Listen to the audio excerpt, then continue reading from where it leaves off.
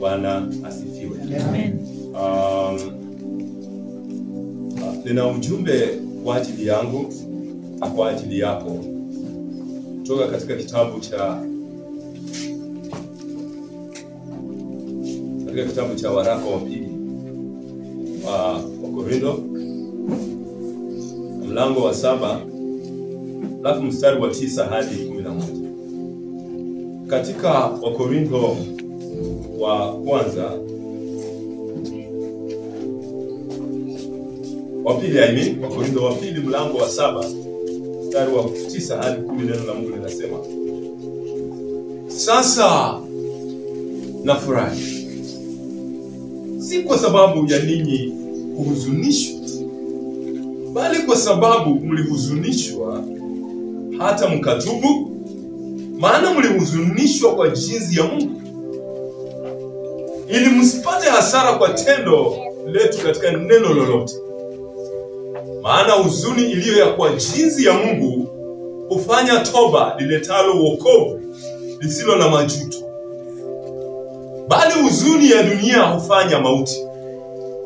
Maana angalieni, kuhuzunishwa huko kwa jinsi ya Mungu kulitenda bidii kama nini ndani yenu, naam kujitetea, naam kukasirika, naam na hofu, naam na shauku, naam na kujitahidi, naam na kisasi. Kwa kila njia mmejionyesha wenyewe kuwa safi katika jambo. Baba, Mwana na Roho Mtakatifu, Mungu wetu, neno ni lako, kanisa ni lako, ibada hili hapa tunakuabudu sasa kupitia neno lako. Sema nasi kwa jina la Yesu Kristo Bwana wetu. Amen.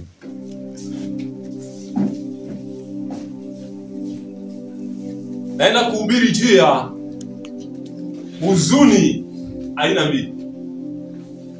Huzuni aina mbili, ama aina mbili ya huzuni. Huzuni aina mbili. Jambo la kwanza, huzuni kwa jinsi ya Mungu. Huzuni kwa jinsi ya Mungu. Kanisa la Korintho, Paulo alipata nafasi ya kulionya, ya kulifundisha, ya kulikemea, ya kulielekeza, na hata kulilainisha kupitia mafundisho kama vile alivyowezeshwa na Roho Mtakatifu, haswa kwenye waraka wa kwanza. Aliweza kushughulikia jambo la ukosefu wa umoja, akashughulikia jambo la uasherati ndani ya kanisa, akashughulikia jambo la uzinzi ndani ya kanisa, akashughulikia jambo la uabudu sanamu ndani ya kanisa, akashughulikia jambo la ibada kwa vinyago ndani ya kanisa, na akashughulikia pia jambo la ndoa ya waumini ndani. Na jambo hili lilileta huzuni ndani ya kanisa. Wanaume walihuzunika, wanawake walihuzunika, kanisa lilipata kuhuzunika. Na ndani ya kanisa kulikuwa na huzuni ya aina mbili. Na kuna huzuni moja ambayo ilikuwa kwenye kanisa, ambayo inaitwa huzuni kwa jinsi ya Mungu. Mstari wa 9, Paulo anasema akiongozwa na Roho Mtakatifu, sasa nafurahi, si kwa sababu ninyi kuhuzunishwa, bali kwa sababu mlihuzunishwa hata mkatubu. Bwana Yesu asifiwe. Wapendwa, hawa walipoambiwa makosa yao, walipoelezwa jinsi ambavyo hawafanyi vizuri, kuna miongoni mwao walihuzunika sana na kuona wamemkosea Bwana. Walihuzunika sana na kuona wamemhuzunisha Roho Mtakatifu. Walihuzunika sana na kuona ya kwamba hawajafanya kadiri na vile ambavyo wafuasi wa Kristo walipaswa kufanya. Ndani mwao wakasema, kama vile Daudi siku moja alimwambia nabii Nathani ya kwamba nimemtenda Mungu dhambi. Neno la Mungu linazungumzia jia huzuni yao ikaleta utubu, na wakatubu wakawageuka. Hakuna jambo nzuri kama mtumishi wa Mungu kuzungumzia Kristo ya kwamba njia hii ni mbaya, njia hii si nzuri, njia hii haifai, na huyo Mkristo akabadilika na akageuka kumfuata Mungu. Hakuna jambo linalotia nguvu kama hilo. Paulo anasema, sasa nafurahi. Sasa nina furaha ndani mwangu. Sasa najihisi kutiwa nguvu. Bwana Yesu asifiwe. Amen. Bwana Yesu atukuzwe. Amen. Hakuna jambo nzuri kama hata mzazi kwenye nyumba, wakati unaambia watoto endeni hivi, alafu watoto wanageuka, wanafuata vile ambavyo baba unasema, wanafuata vile ambavyo mama unasema. Unahisi kubarikiwa sana, unahisi kuinuliwa sana. Paulo anasema nafurahi. Bwana asifiwe. Amen. Wakati kunakuwa na huzuni kwa jinsi ya Mungu, inasababisha wale ambao wamekwazwa hata kumshukuru. Kwa sababu mmoja anasema unafurahi ama hufurahi? Bwana asifiwe. Amen. Anasema anafurahi sana.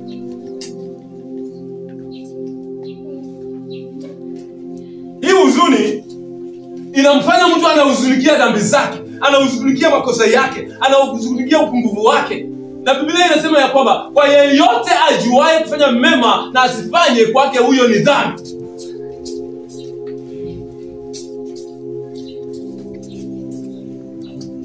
Alafu huzuni kama hii inaleta vitu. Bwana asifiwe. Naona mstari wa 11, neno la Mungu linasema, maana angalieni, kuhuzunisha huko kwa jinsi ya Mungu kulitenda bidii kama nini ndani yenu, kulitenda bidii kama nini ndani yenu. Wakati unahuzunikia mambo ambayo haufanyi vizuri mbele za Mungu na mbele za wanadamu, na unatubu na kugeuka, sasa haulegei, unakuwa na bidii kusonga mbele. Hata katika mahusiano ambayo yalikuwa yameharibika, sasa yanatengenezeka. Mtu ambaye hata hakuwahi sikia chochote, anaona hao watu wamewahi kukosana kweli, hao watu wamewahi kutana kweli, hao watu wamewahi kulafiana kweli. Bwana asifiwe. Amen. Kama siku moja kuna ndugu mmoja alinitusi sana. Akanitusi ile nimelio mbaya. Akanitusi sana. Na aliponitusi sana, Mungu alinisaidia na hata si kusema hata jambo moja hata. Bwana asifiwe. Amen. Mungu atukuzwe. Amen. Ilileta bidii kama nini? Haileti bidii ya kujitetea. Bwana pale chini kunasema na kujitetea haileti bidii ya kukasirika. Haileti bidii ya kununa. Haileti bidii ya kulaani.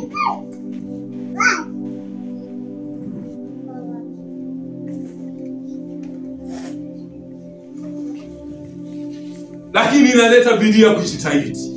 Kujitahidi ni kuchunguza maandiko. Bwana asifiwe. Sasa nitafanya nini ndio mambo haya yakuwe vizuri zaidi? Sasa nitafanya nini ndio hata nikaweze kusonga mbele, jinsi ambavyo nilikuwa nasonga mbele, jinsi ambavyo nilikuwa nafanya mambo. Huzuni kwa jinsi ya Mungu. Alafu huzuni ya pili, ya pili sio ya pili. Huzuni ya pili. Huzuni ya pili. Huzuni ya dunia. Aina nyingine ya huzuni, huzuni ya dunia. Huzuni ya dunia. Mlango huo wa 7 mstari wa 10 sehemu ya mwisho. Bali huzuni ya dunia hufanya mauti. Mauti ni nini? Mauti ni utengano. Death is separation. Mauti inatenganisha. Kuna mstari mmoja asubuhi ambao Bwana ameweza kusema nasi kutoka katika Yohana 5:24. Amini, amini nawaambia, yeye anayemwamini aliyenipeleka yuna uzima, ametoka mautini ameingia uzimani.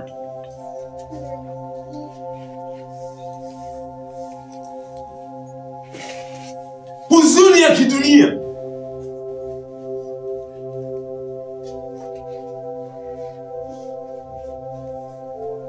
inaleta mauti.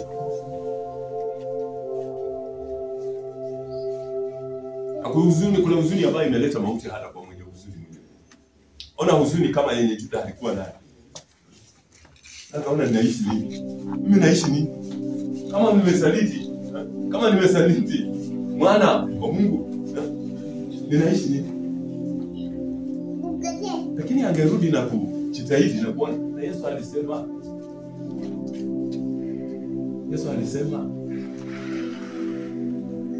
katika sala, utusamehe makosa yetu kama tunavyowasamehe. Si huyu Yesu nikienda kwake atanisamehe.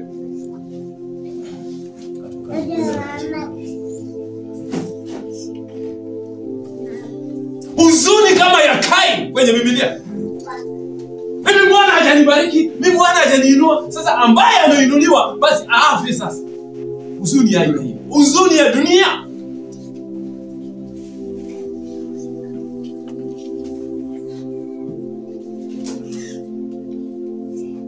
Huzuni kama ya Dema kwenye Biblia. Fika mahali akaona hii kazi inachosha, kaondoka na kurudi duniani. Paulo anasema ya kwamba Dema ameniacha, maana ameupenda ulimwengu. Ili huzuni ya kidunia.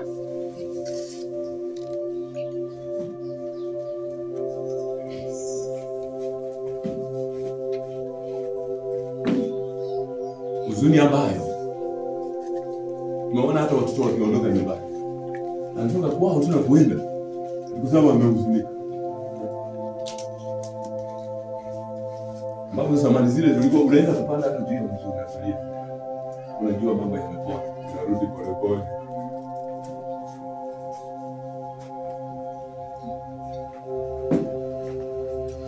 Hii ya kwenda kuamka mtoni. Kwenda na kupotea. Huzuni ya kidunia. Huzuni ya kutenganisha. Manake inaambatana na hasira. Hasira ya kidunia. Inaambatana na kujitetea. Kusema ya kwamba mimi ndio niko sawa. Yeye hayuko sawa.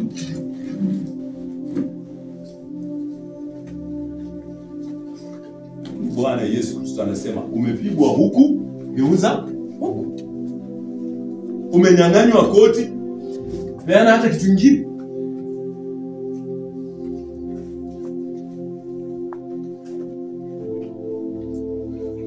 Bwana Yesu asifiwe. Sasa zingine tunaweza fanya kazi hata katika mazingira ambayo ni magumu sana, ambapo hakuna hata mtu ambaye anatambua kile ambacho unafanya. Hakuna mtu ambaye anatambua juhudi ambayo uko nayo. Hakuna mtu ambaye anatambua kile ambacho unafanya hata katika nyumba, hata kwako. Aidha watoto wasitambue, aidha mke asitambue, aidha mume asitambue, aidha majirani wasitambue. Hii haipaswi kuwa nafasi ya wewe kuwa na huzuni iletayo mauti.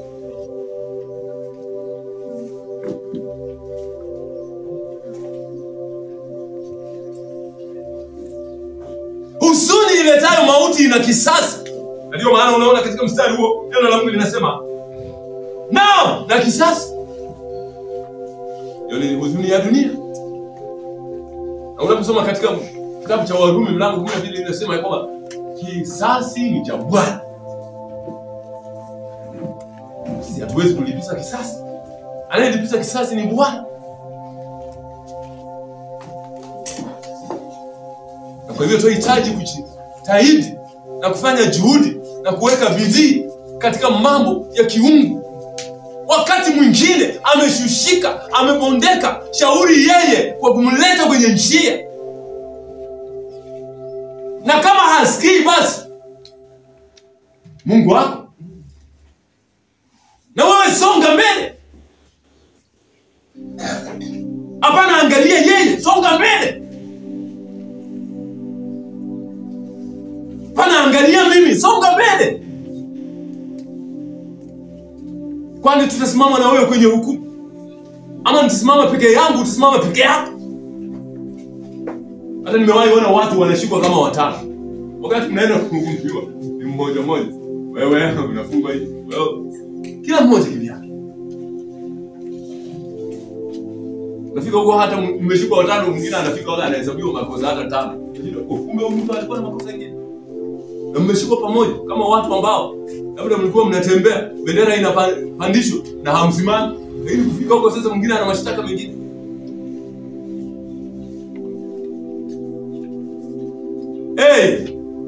Huzuni ya dunia ni hatari.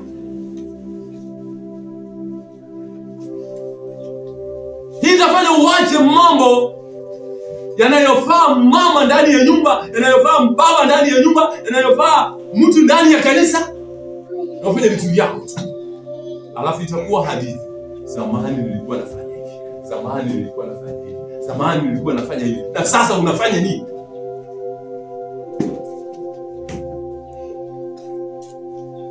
Bwana wetu Yesu Kristo angalia yule ulikuwa unafanya zamani. Anaangalia ya sasa, akija sasa hivi anakupata unafanya nini. Na akija sasa hivi ananipata ninafanya kitu fulani. Sitakulaumu Mark, sitakulaumu Patrick, sitakulaumu ndugu Martin, sitakulaumu wewe msichana wetu. Bale nitakumbana na hali hiyo mimi mwenyewe. Tuko pamoja? Bwana asifiwe. Amen. Hali ambayo ilikuwa katika shamba la Edeni. Mbona umekula tu mke ulieni? Mbona umekula tu nyoka ndani? Kila mtu alienda na maumivu yake. Maumivu ya saizi yenye mwanaume anapata ni maumivu tu ya Adamu mwenyewe. Yenye Hawa anapata maumivu tu ya wanawake wanapata ya Hawa tu mwenyewe. Kila mtu anaenda na njia. Kwa hiyo angalia njia, angalia nafasi yako, kiasi ya kwamba uwe na huzuni kwa yale ambayo yanatendeka yasiyokuwa mazuri. Yasiyokuwa mazuri, huzunika na kuwa na huzuni kwa jinsi ya Mungu ambayo unamwambia Mungu, Bwana nimekosa. Bwana nimekosa. Ndugu nimekukosea, dada nimekukosea, kijana nimekukosea, mtoto nimekukosea, mume wangu nimekukosea, mke wangu nimekukosea, jirani nimekukosea. Nisamehe. Zaidi ya yote, Mungu nimekukosea. Ni rehema. Unaweza kusema kama Zakayo, iwapo kuna mtu yeyote ambaye nimemkosea, iwapo kuna mtu yeyote ambaye nimemuibia, basi namrejeshea mara 4. Nitamfanyia mazuri hata zaidi ya vile ambavyo anatarajia.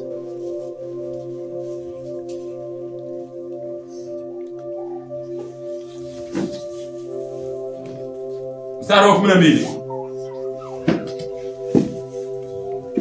Basi ijapokuwa analiwaandikia, si kuandikia kwa ajili yake yeye aliyedhulumu,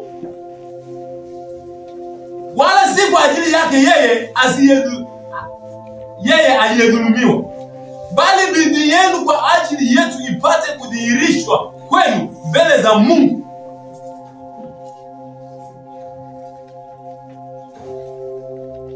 Ndani ya safari hii unaweza dhulumiwa ama unaweza dhulumu mtu mwingine.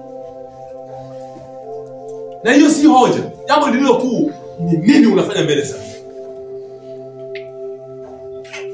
Umedhulumu, omba msamaha. Umedhulumiwa, jitahidi katika Bwana.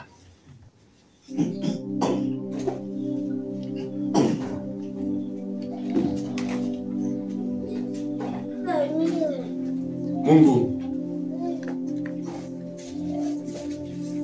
neno lako linasema, furahini katika Bwana. Tena nasema furahini katika Bwana. Makosa yetu, dhambi zetu, maovu yetu yanaweza kuleta huzuni. Makosa na dhambi za wapendwa wengine zinaweza kuleta huzuni.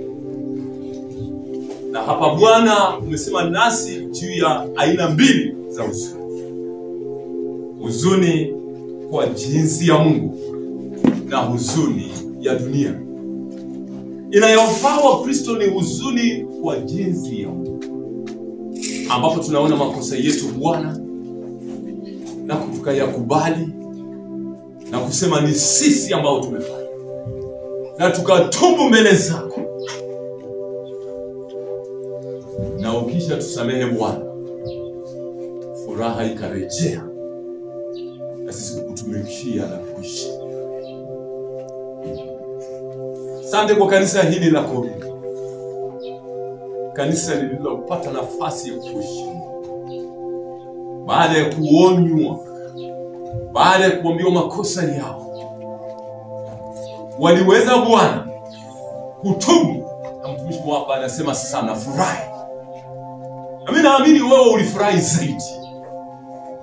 Samehe makosa yako, samehe makosa ya ndugu, samehe makosa ya dada, samehe makosa ya kijana, samehe makosa ya mtoto, samehe makosa ya kanisa, samehe makosa ya kanisa lako, kanisa likiwa sisi wafuasi wako. Na uturehemu Bwana, mambo yasiyofaa ndani mwetu, na utupe mwelekeo katika utendaji wetu, ili tukafanye mambo katika utukufu wa jina lako. Napoendelea na maombi, kando na kijana ambaye amesema kwamba anahitaji pastor muombe, kabla uko mahali hapa unahuzunikia maisha yako jinsi ambavyo umeishi, ama kwa kweli unatambua kwamba hauko umeokoka, ndio maana mambo yamekuwa kufanya kwa damu haya na yale, nasema kwa Bwana kitu kwa maisha yako hata ukiokoka au unaishi kwa hilo ndio lako, simama njoo hapo mbele.